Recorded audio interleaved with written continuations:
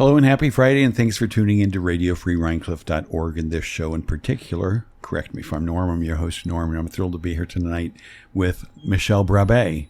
Hey, Michelle. Say what? Say what? Mystelle. Oh, my God.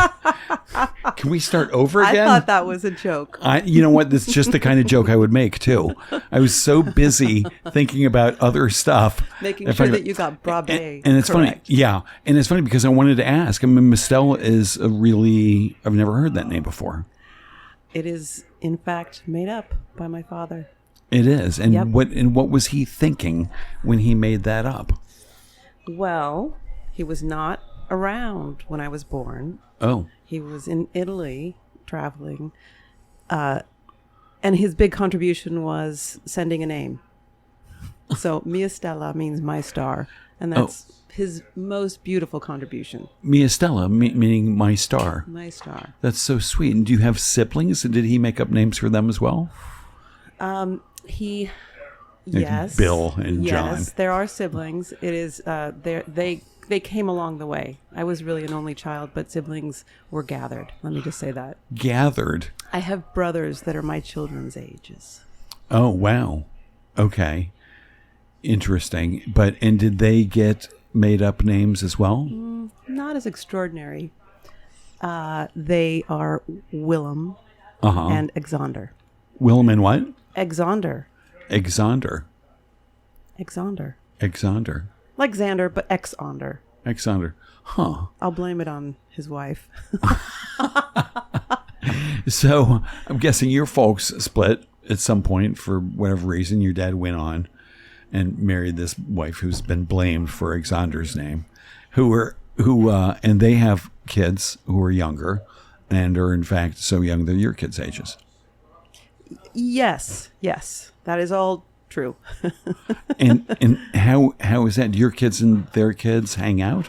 No, not at all. Wow, we are just starting off on quite like the family. No, they do not hang out. Sadly, one of them passed away last year, and the other actually the 17-year-old and my daughter got to know each other on their own this year through social media. So I love that. And it's actually, they have their social media language. It's a family that's been divided, but the kids have come together and found and are, forming their own relationship. Uncle and niece, but they're both 17. Disney after school special. Yeah. I love that. And where are they? Where is Exander? In Northern California. Okay. Yeah, San Rafael. Oh, it's pretty out there. Yeah, it's lovely. Huh. And you have been on the East Coast for much of your adult life. Is that correct? Yes, I knew at 10 years old where, when I figured out where Sesame Street was filmed, that New York City was going to be the place that I would go. Really? Like, where is that? And I started at 14. I came here for I went to a crazy kind of alternative middle and high school, and I figured out a way to come for 2 months on my own. In Denver? Yeah. You in Colorado. Went to crazy, yeah. And what was it called? The Jefferson County Open High School. What was its nickname? Happy Hippie High. Happy Hippie High. Yeah. Yeah. It's actually an alternative school that was based on the Australian Walkabout, where the students come up with their own curriculum. Okay. You have to fulfill 6 passages to graduate, and there's a jury or an advisory board, and you have to pass each one of those passages. But it is student led, that's for sure. Let me just say, I have major holes in my education, but right. Well, what is a passage, for example? Like spending 3 months studying gray whales, and then you which learn was a topic Spanish, of the marine students' biology. own choosing. Yeah, like I came together with other students, but that was one of my passages. Gray whales. Yeah. And do you recall what the other 5 passages were? Not at all. But I actually have a terrible memory. Even as a 20-year-old, I couldn't remember things that happened in high school, and friends would think it was funny and charming. It's just not so charming when you're my age. Right. And I don't remember what a single, other than the gray whales, I don't remember. I don't know, something having to do with theater, maybe one of them. Right. I'm sure. And then you went away to college. I went away somewhere to college. Came to east. New York. Yeah. I had my eyes set on New York City. I was not interested in any other schools. I went through the motions with my mother, and I looked at some schools, but I didn't try. I remember showing up in interviews with like ripped clothes and did you take the SATs or no, the ACTs or any crap like that? No SATs. Because no you were grades. you would have been ill prepared for that, I guess. Yeah, I've never known how to. It's so funny you're asking these questions because I am going through all of that with a 17-year-old right now, and the stress she's going through with SATs and GPAs and all the normal things that it's like I feel like a fraud coming down on her for these things that I don't even I wouldn't know how to take an SAT. I had to write a letter to NYU about why I didn't take the SATs. Do you remember what you said in that letter? I was happy and high at the hippie place in Colorado. I described the school, the education I came from, the background I came from. And then I wrote an essay,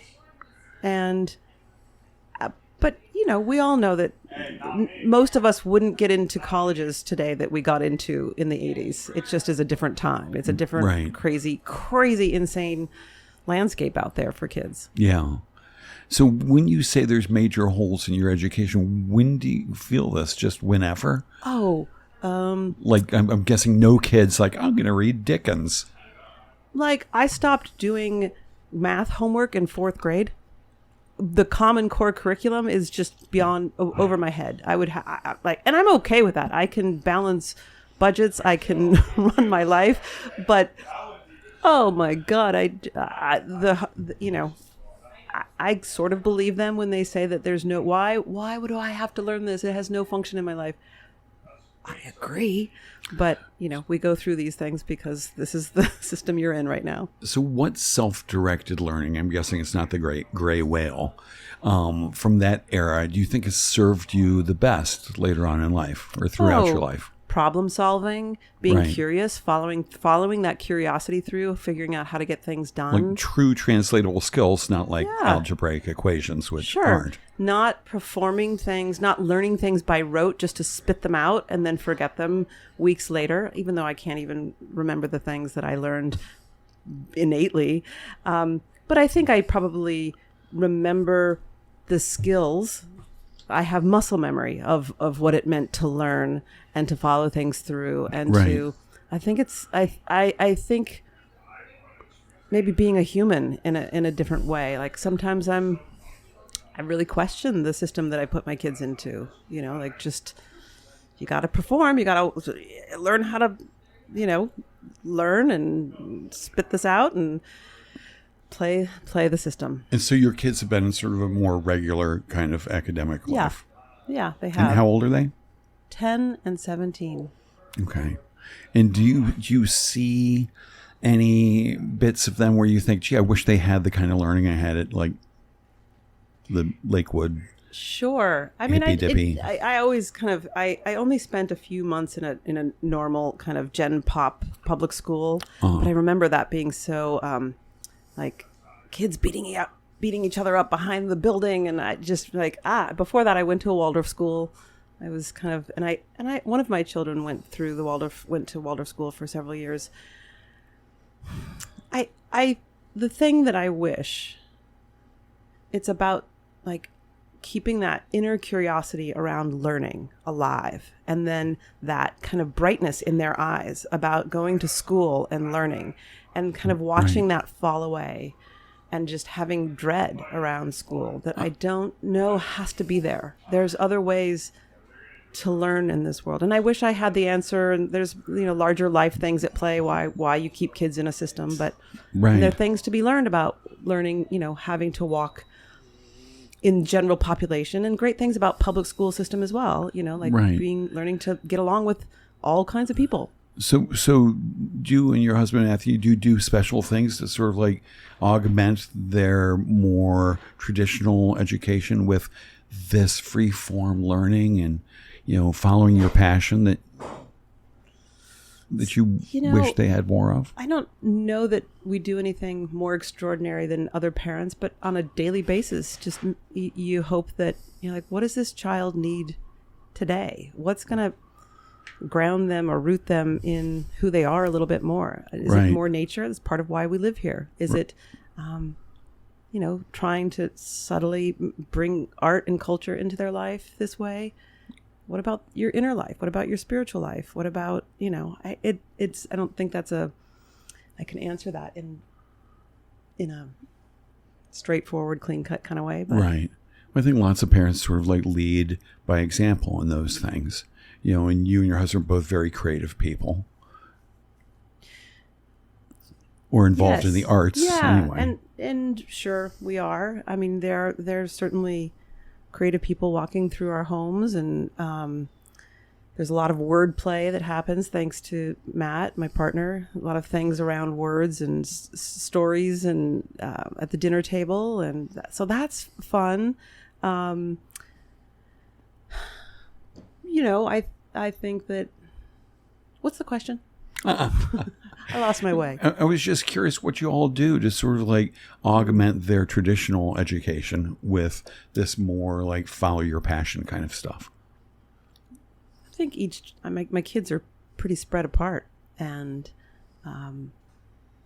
what the 17-year-old needs and actually will allow you to share with them or expose them to is very different than, I feel like we still have like some room with the 10-year-old to mold and shape, and the 17-year-old is letting us know very clearly now what she's, although she is actually willing to go on a very alternative weekend with me this coming weekend, taking her to Santa Fe to see a spiritual teacher that my mom has. My mom's been part of this organization since I was young, and so it's just is not up my daughter's alley. And so she's going to go and be hugged by this Indian guru. Wow. Is there a sweat lodge or an ayahuasca ceremony? Or? No, not at all. It's about this particular teacher. Her name is Amma, and she's really, her teachings are simple. It's about selfless service. So we'll go and we will do service and compassion. And have you been there before? Oh, yeah, since I was young. Oh, so your mom took you, and your dad, did he take you there as well? No, my father, I don't know. I had a hippie and I had a beat. Oh, really? And I guess they didn't mix.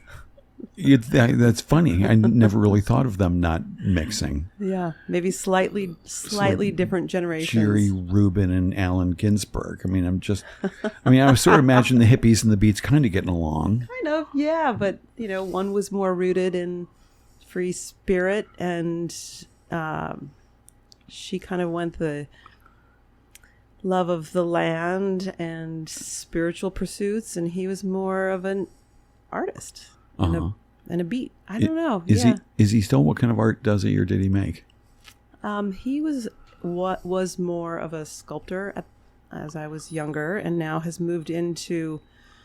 It kind of went into the world of painting, and I think that both of those things still exist, but now they're like concepts that I can't even wrap my head around that play into books and stories and words and poetry and these worlds that you're asking me more than I can articulate. Sounds a little bit like what you said happens around your dinner table now. Wordplay and books and stories. And don't we do that? We just recreate our childhoods. I don't know. Hopefully the good parts and not the bad parts. Hopefully.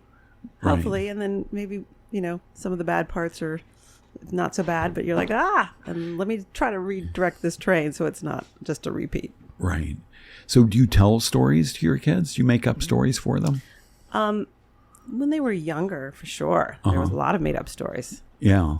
Actually, I would find myself at bedtime dreading them, because then you're like, oh my God, I have to get this muscle going. And then you get involved and then you go, and that's just fun. And were they like chapter stories or just one night long stories? One night long stories. Sometimes characters would repeat themselves, and Yeah, often characters would come back.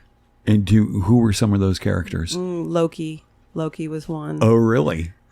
Yes. Loki not always so benevolent. Loki. There was also, Loki is mischievous and was in my stories. There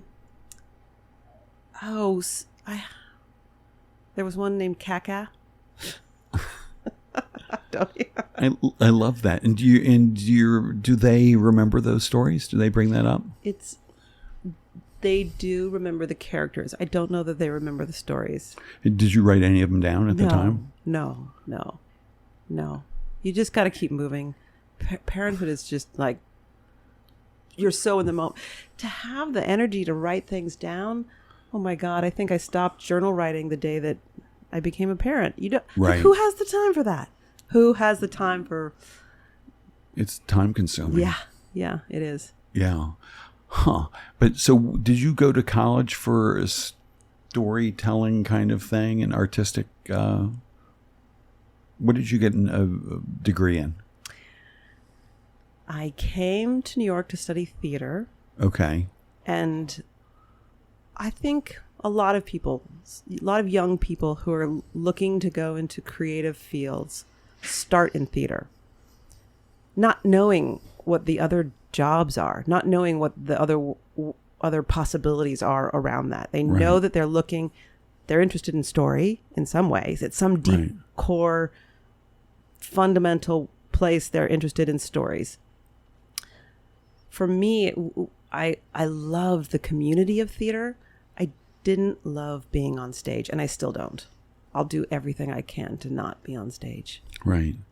It's not enjoyable for me. Oh. Huh. But so I went and I studied theater, and then when I realized it wasn't performing that I loved, I took a turn into film. Oh, okay. So I studied. I had a degree in cinema studies, and I went on and I started to get a master's in media, and fell short by a few credits. Never got that degree. But I was working. And what were you working at? The Nantucket Film Festival. No. And really? I was also making a documentary. So I was juggling the making of this documentary and this new job called programming for the Nantucket Film Festival. Wow. And, so I thought, why do I need to be jamming in a degree in here when I'm already doing what I want to be doing? Right. So you're trying to jam in a degree down in New York City at the New School or NYU? See, you're asking these questions and you know. Kinda. So how in the world, if you're down in New York City, how did you get connected to the Nantucket Film Festival? Also, could I have some more of this delightful drink that you brought, as is the tradition here on Correct Me If I'm Norm? I did feel a little bit of pressure My guest brought an interesting cocktail, and I don't really drink cocktails. And this is mint out of your garden? Mint out of the garden, blended up in a Vitamix. In a Vitamixer. It's so damn delicious. And there's a little vodka going into. Thank you very much. You're welcome. Thanks, Michelle. I can't even believe I did that. That's so dang embarrassing. I don't have very many pet peeves around my name, but Michelle. I'll bet. Misty also. Misty is just... Yeah. So we're in New York City. You're finishing up your master's degree, or en route to do that. And somehow the Nantucket Film Festival came into your world. I was in a restaurant after seeing a Broadway show with my college boyfriend at the time, who had actually was responsible for first taking me to Nantucket. His family had a home on Nantucket. When I first went to this little island 30 miles out to sea with roses everywhere, it was nothing like I had ever seen, nothing geographically. I come from Colorado and Northern California. I was blown away. And it was also in the winter that I went. So it was mysterious, foggy, and I was just taken away with it. So at this restaurant, somebody came up that knew this college boyfriend and said, I've just come from the very first Nantucket Film Festival. It was extraordinary. I worked on it. It was so much fun. The energy was great. It's got a lot of buzz going on. And I just thought, film and Nantucket? those things go together. Sign me up. And I called, and I went down the next day. And I think I just started. Down where? It was Bleecker Street, 49 Bleecker Street. And what was there? They had an office? Funky little office. I feel like you've probably talked about it on this podcast before. It was. I haven't. I know that like the rent, there was like stuff going on with Rent over here. There was a production company over here. Rent the Broadway musical. Rent the Broadway musical. Right. And it was just a fun little office space with in a building with a lot of creative people doing interesting things, and it was pretty clear that even to me at that young age that it was a ragtag little group. But there was the spirit of, sure, anything's possible. And, right. And they had all done it. They did enough to get it together and get it off the ground that first year. And there was exciting people. It was in Vanity Fair. There was naked pool parties. It was fun. And somehow I was woven in pretty quickly. And their film programmer was fired, did not get along with the filmmakers, ruffled feathers. And I was in the right place at the right time. So when you went down to the office, 25 Bleecker or whatever, you said, "Hi, I'm Mystelle Brabbée." No, I called in advance. You called. And said, "Hi, Mystelle Brabbée. I'm going to be there in 2 minutes. I want a job." I'll be there tomorrow. Well, it was more like, do you need any help? Right. And it wasn't, it's, today Same it's thought. like all the applications that people have to go through to get an internship. Right. Or to volunteer. Right. It's And just thumbprints and all of eye that. scans and all that. And for people listening who don't know, it was begun by Jill Burkhart and Jonathan Burkhart, who were brother and sister. And Brother and sister team who grew up on Nantucket. Yep. And Jonathan's roommate in New York City at the time was Jonathan Larson, who wrote the Broadway musical Rent. So when you say all the stuff was swirling around, yes, that's a little bit that's of context. Thank you for that. giving the backstory there. Yeah.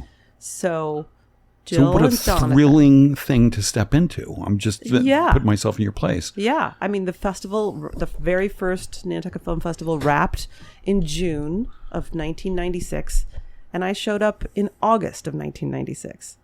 And programming by I would say October, I was programming the films. I had the title of film programmer. This is a highly sought after title in the film festival world these days. People really love to program. That's the person who gets to watch all the movies and curate the film program. And you're just like 26-year-old college dropout. But at that point in time, had you... College dropout? Well, you said you were a couple of credits short. Yeah, but I got my BA. Well, that's more than I did, practically. So at this point in time, had you made your movie, your documentary? No, that was happening concurrently. Okay. And so I started... Jill was the artistic director. Jonathan was the executive director. And I started working with Jill. Right away, and I think that there's a lot of room to grow.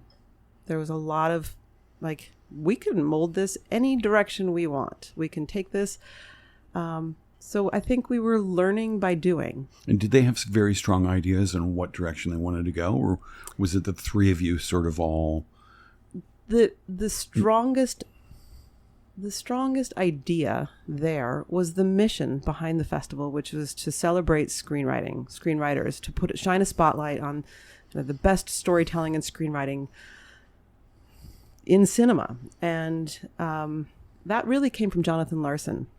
Okay. It was his He was idea. one of the founders as well. I don't know that he was a founder. I think he was there at the beginning when it was talked about. Jonathan Burkhart has much more context for those beginning days, but it was Jonathan Larson who said Nantucket's a haven for writers. It has this long literary history. You should really lean into that.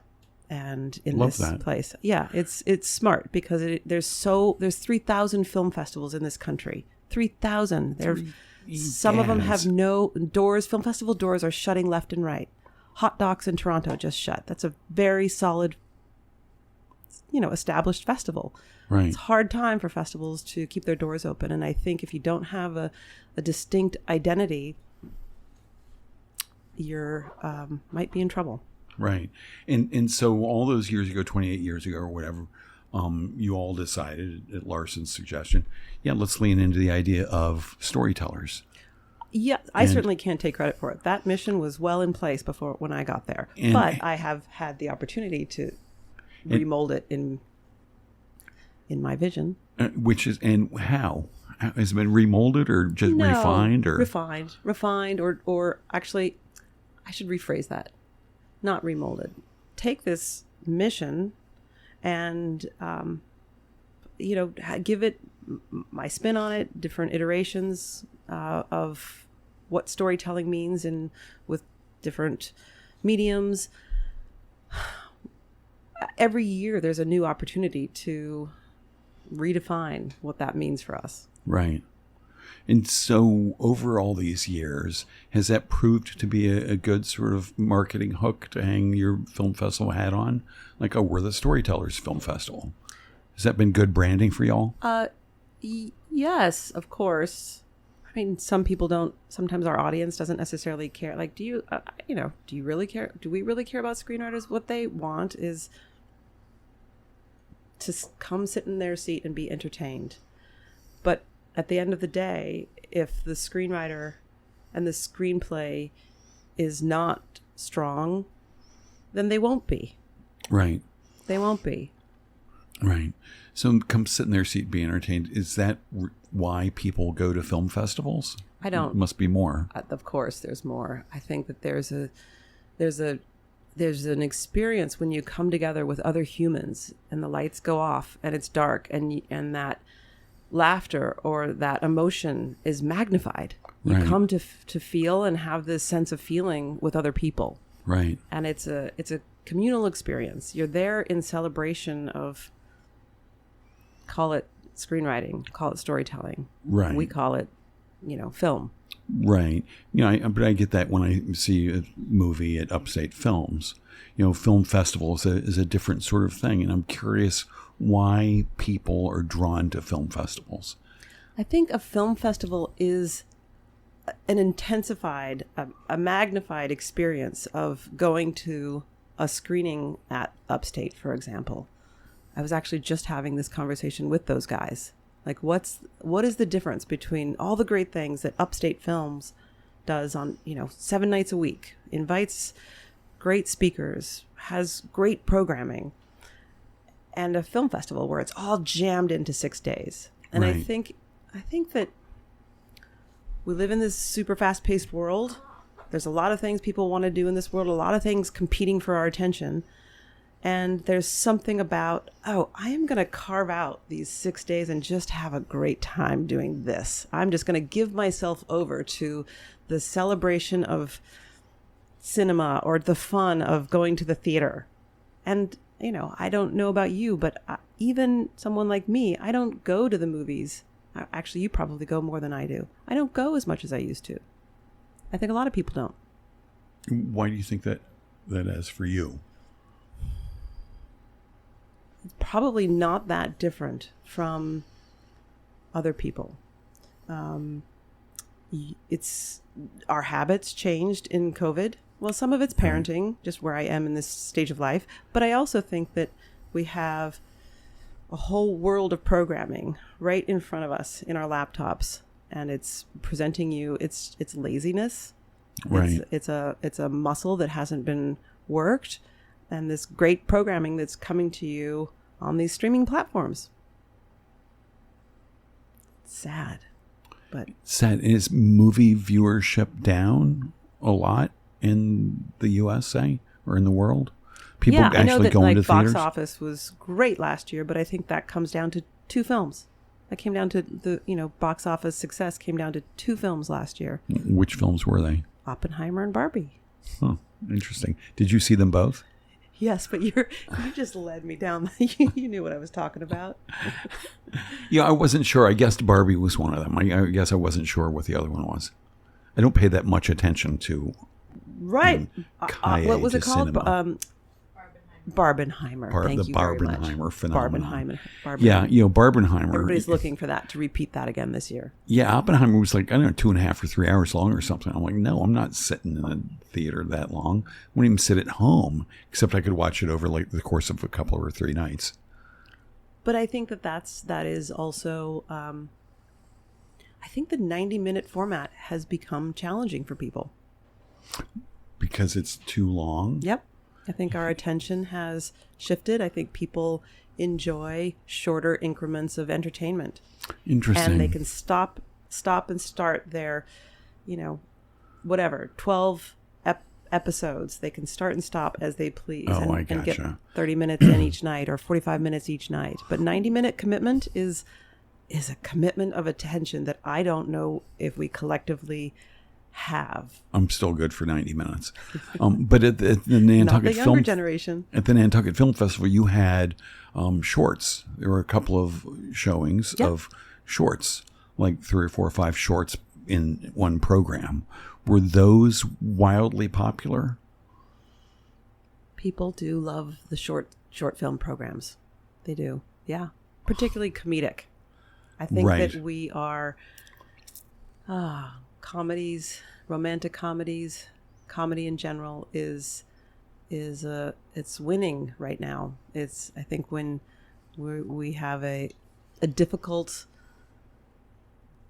political landscape, just the world is in a tough place. Landscape, environmental landscape. All of it is hard. So we want escapism.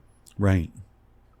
But these big, dramas, these big, fast cars and explosions films, which are pretty dire, they do seem to do pretty well too. But there's also some kind of weird escapism in those worlds. Right. They're over the top. They're larger than life. Are there film festivals that only show shorts? Of course. Yeah.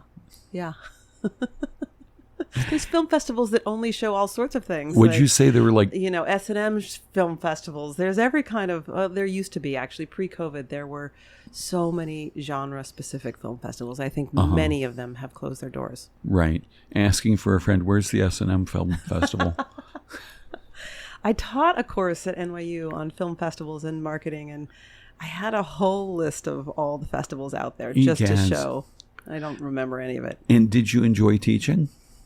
I did, but it is a lot of work, and I was trying to cram it in with all the other things that I do, and I realized, I think it was shortly after that I met my partner, who is a professor, and I saw the amount of work that actually, like, real professors put into teaching. Right. And there was just no way I could do both. So you, at that point in time when you were teaching, you're making this movie, and you were programming for Nantucket?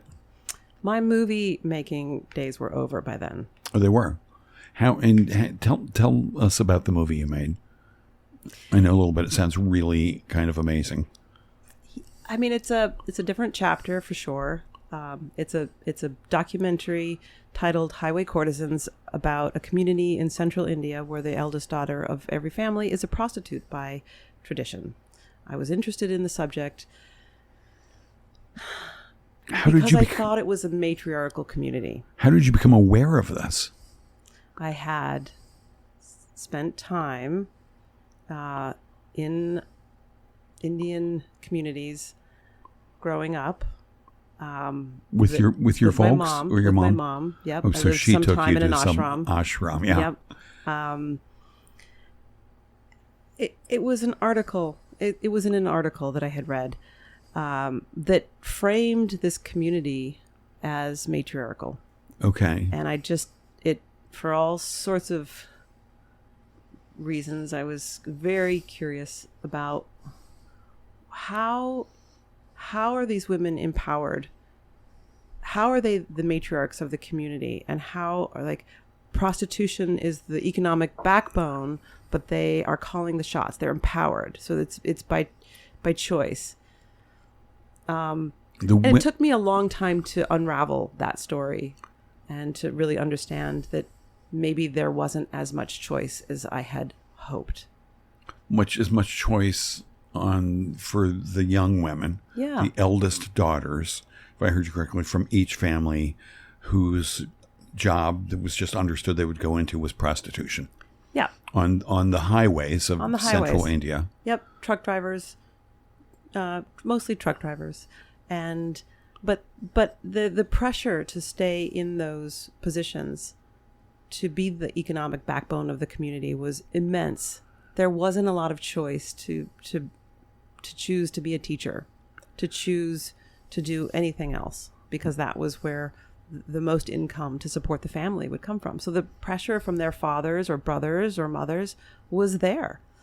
I don't think I would have made this film today. I don't know that it was my place. I'm an outsider 3 times over from this little community in central India, but I made it. It's what I wanted to make then. I was curious about exploring, but it took 9 years to get to what I felt was a truthful story. Right. It still had my very Western bend on it. Right. And you told this tale somewhere, I heard, of like spending 3 years following somebody around, and then that somehow was a dead end. Yes. I mean, I think that there was a young woman I was very close to, and she was really interested in making this film, but she wanted to make a film. She wanted to make a film. She didn't want to make a film that was about this work that she does. She wanted to be in a Bollywood movie. Oh, right. And she wanted to escape her life situation and get out. And I was not making a Bollywood movie. I was trying to make her story. So therein lies a very kind of complicated relationship. And I didn't make that story. She's in it. She's in the film. Right. And as much as she wanted to be. Right. And so did you find another sort of like lead character to follow? Yeah. I found 2 other, sisters in that same community that wanted to share their story because they wanted help. They also wanted my help to break out and to follow what they wanted to do, which was becoming a teacher. And so it got very complicated because here I was, documentary filmmaker, and the subject is asking for my help. Right. And so, so there was that.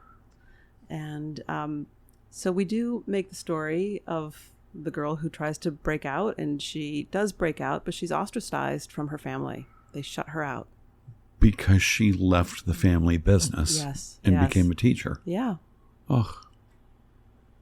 Yeah. When's the last time you watched this documentary? It's called Highway Courtesans? Highway Courtesans. 17 years. Oh, about the time your daughter was born. Yes, exactly. Right. It was shortly thereafter when the world of streaming started. Like a documentary at that time, it had a theatrical release in New York, and then it had, it went the rounds of television in different countries in the world. It had a festival run, but it didn't make it onto a streaming platform. It was about 5 years after that the streamers started picking up those kind of things. So now it lives in this with a distributor where it goes to college libraries. Oh boy. So it's not easy to it still is bought for college libraries. I'd love to see it, especially knowing that you went in sort of attracted to this matriarchal story, and then what the story actually was. Yeah. What was the story that actually needed to come out at the time? Right. Are you happy with how it came out? It's not having seen it in 17 years, I don't know how I would feel today. I think I would probably cringe a little bit, because culturally we're now in a place where it would probably be, it's taboo for a Westerner to go in and make a story. Right. It's just not I wouldn't choose to make the story today. Right. But am I happy about, there's some beauty in this film. There's some really beautiful moments, and there's certainly things that I'm sure I would be happy about. I don't know how I'd feel about the whole thing. Right. Right. But like you say, 20 some years ago, it was a whole different world. Yeah. And it's not like there was a tolerance for you going into another culture and making your story. It's just people did that all the time. National Geographic was founded on that very idea. Yeah. The film that won the Academy Award that year, the documentary was, I can't even remember the title. It was about Born into Brothels. Into Brothels. Oh, right. Yeah. Huh. Yeah. I know. It came out the same year. That's funny and pretty close. But your film did okay. Some critical acclaim. Yeah, it did. It found its way. And did you, the filmmaking bug, which you must have had to spend 9 years making this thing, was it gone by the time you finished it? No, it wasn't gone. But it became clear to me that at a certain point, one had to be okay with feast or famine. One had to be okay with, I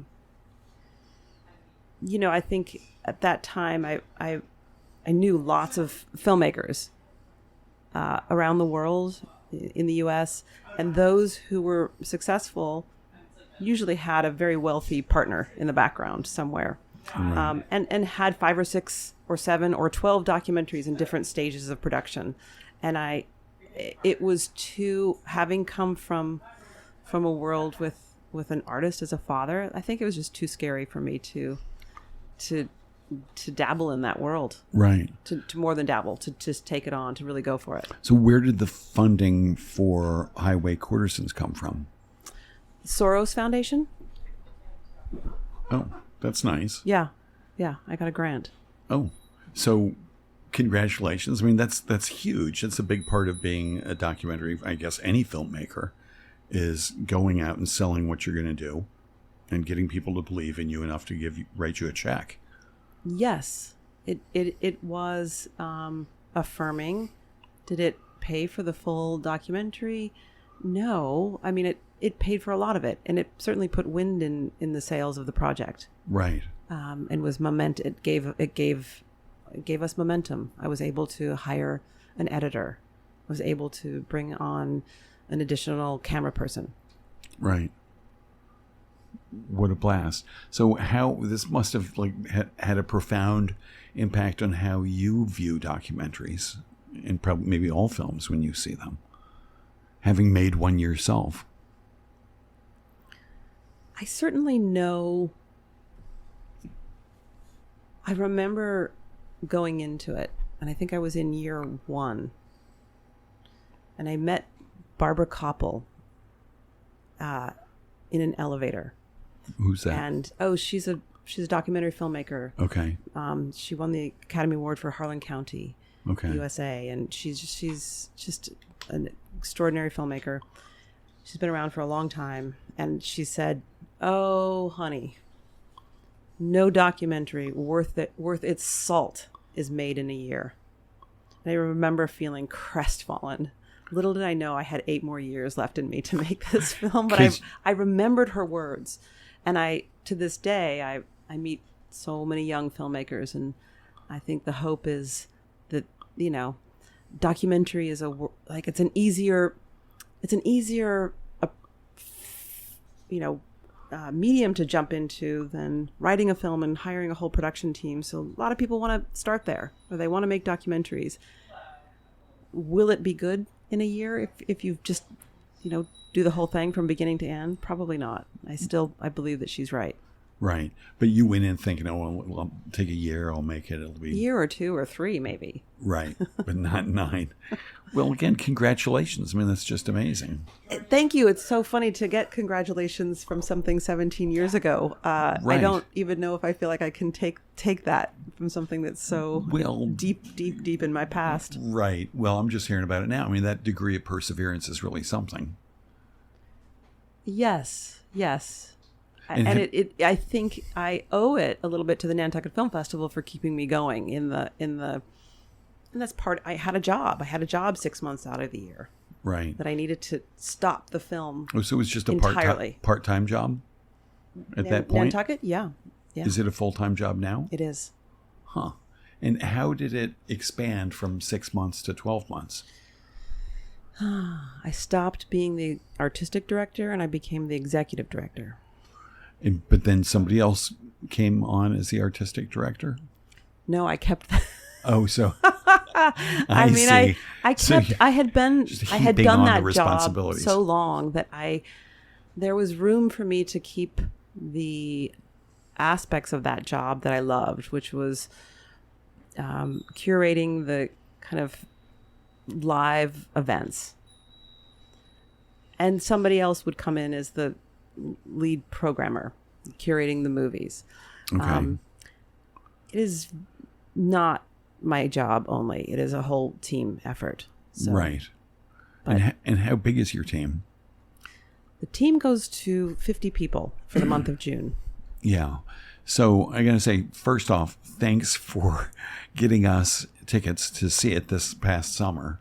And secondly, congratulations for that. I mean, one of the things I was so impressed with is what an enormous production it was. And how, I mean, I'm sure you had issues behind the scenes. Everything seemed so smooth, sort of from my perspective. Thank you. It was so fun to see Rhinebeck and Rhinecliff faces in the crowd. Yeah. I love that. It's to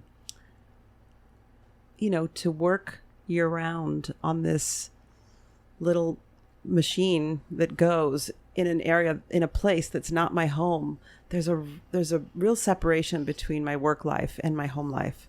Right. And I miss that. I miss having my work life be in my community. I don't even know if I miss it because I don't know that I ever really had it.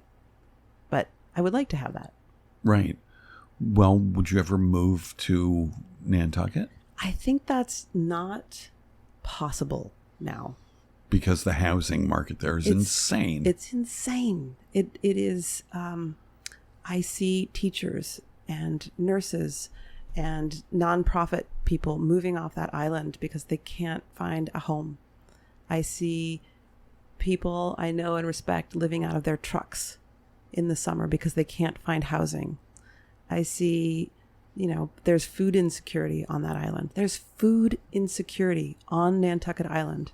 1 in 4 children who live there year-round faces food insecurity. It is mind-boggling. I have to repeat that line to myself over and over and over. Here's this place where the billionaires it's the playground for the billionaires. Right. But I think because it's the playground, it's the place to go and have fun. There's some deep disconnect between, I don't know how to solve this. This is where I enjoy my life. This is where I come to have fun. I don't really want to know about this other thing that happens. That's not everybody. There's certainly some people there that are doing great, great things that are helping to try to solve those problems. Right. And will the film festival stay there on Nantucket? I mean, unfortunately, we're not like Sundance, where we have this name that is the place where we are. I don't think it works to have the Nantucket Film Festival in Hudson, New York. It just doesn't work. Right. Or somewhere on the Cape. Sundance has that freedom to move, and they will. Most likely they will. So for now, we have to make it work. Right. For now, we can make it work. We do rely on the deep pockets of the people that live there as our benefactors, as our pass holders. But we have to stay smart about creating an event, an organization that both takes money and creates programs that fulfill these high-level passes and also is accessible to people who don't have the funds. Right. Because people can get a high-level pass, all points access to all these things, but they can also just buy a ticket to one of the movies, right? Right. We need to have more free events because the reality is a lot of the people who are working on Nantucket in those 3 months, they have 3 months to make their year salary. Right. they're so busy that they just don't have time to think about buying a ticket to the movies. Right. They'll go if there's some big pop-up thing in the middle of the island for free. Huh. Was there They ever, don't have to think about. Was there ever a thought of having sort of a satellite or secondary film festival thing happen in like February? So the people were making their money during the summer months? Yeah, we have had year-round programming where we had a series for a long time called NFF Now that would take place off-season. So we have done things off-season for the year-round community. Right. And we likely will again. The local theaters have sort of filled that space with independent film. They've created their own series called Film for Thought and what have you. Right. But yes. And where does the money come from to run the film festival? Is it pass buyers, or is it corporate grants, or? I would say 60% comes from passes and ticket sales. That 60%, 95% of that 60% is actually passes. Okay. And 5 is individual ticket sales. Okay. There's a large 30% comes from corporate sponsors. Okay. And the final 20 comes from grants, board, and donors. Nice. And where do the grants come from? You mentioned you got a grant from the Soros Foundation. The grants that the film festival gets are mostly local grants. We cannot seem to crack the nut of getting national grants. We're fighting against this perception of Nantucket being wealthy and therefore we must be wealthy, or that we are only a festival. Are we able to provide the programs for enough people who would, where it would merit giving us a grant? So the Massachusetts Cultural Council has given us some hefty grants, but mostly it's Nantucket organizations, the Schmidt Foundation, Eric and Wendy Schmidt. Huh. That's nice. What are your biggest challenges staging this festival every year? Ooh, being an island 30 miles out to sea, for sure. The number of beds are finite. Right. The hotel rooms are finite. Travel is expensive. So people love to come to Nantucket, and it's also hard to come to Nantucket. And so it's we have quite a team just dealing with that. Bringing in 100 filmmakers is complicated, and flights are canceled and fog sets in, and it's not, that part's hard. I also think some of it is the very thing that is why we are not closing our doors. Having wealthy benefactors is also the thing that is we have to work with. We had a protest against Bank of America for funding fossil fuels, and we have a whole environmental cinema program. Was that this last film festival? That happened this last film festival. I missed it. It was lively. And was it like ugly lively or just loud lively? It was disruptive. I mean, the protesters were able to do exactly what they wanted to do, which was disrupt. Right. I get it. I actually appreciate that it happened. They wanted attention. I actually think that they would have gotten more attention had they marched up Main Street or taken to the media or and what did they do? I think that they could have done it in a bigger way.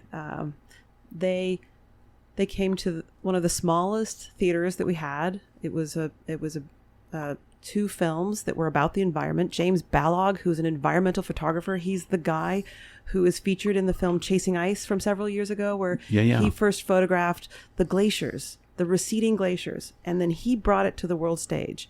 And it was because of his photographs, where you actually watched glaciers melting into puddles, that everybody stood up and recognized, oh my God, our glaciers are melting.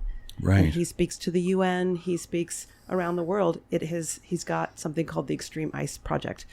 Wow. So we showed a film that's a follow-up to Chasing Ice. It's called Chasing Time. And he was there to speak. His film is beautiful. There's some of the most extraordinary images I've seen on the screen. And just as the lights were coming up and I was going to hand the microphone to him, suddenly behind me there were 8 or 10 protesters on stage. And it took me a minute to realize, like, what is happening here at our little Nantucket Film Festival? And it was a protest. And it was protesting Bank of America for funding fossil fuel companies. Right. So they let the movie play and then started their protest? Yeah. They did.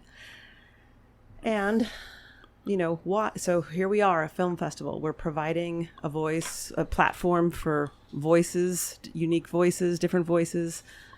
I didn't really want to shut them down, but I wanted the filmmakers to be able to talk about their film. So, we had to ask them to leave kindly. And, but I support the freedom of protest, the right, free speech. Yeah. It's a complicated world because no bank is free from taint. It's not a pure world. Nothing's ever is. It's a complicated world. No bank is free from tainted investments. Is that what you said? No bank on this planet is. So, and how do arts organizations stay afloat? In fact, Ken Burns, who was at the film festival this year showing parts of Leonardo da Vinci, made a very, very clear, he drew a parallel to Leonardo da Vinci and the Medici family. Yeah. Being, he could only survive if he had benefactors. And it is the same today. Well, guess what? We're out of time. Ha! It's you don't have to look so happy about it, Michelle. Thanks, Norm. Thank you so much, Mystelle Brabbée, for coming and talking. I wish we had a lot more time to talk about it because it was just getting really very interesting. It's a pleasure. It's so fun to talk to you. Yeah. Do we turn the microphones around on you at any point? No, sorry. Never. It never happens. Never. Everybody, thanks for tuning in. Have a great Friday evening and a fabulous weekend. And tune in again next week.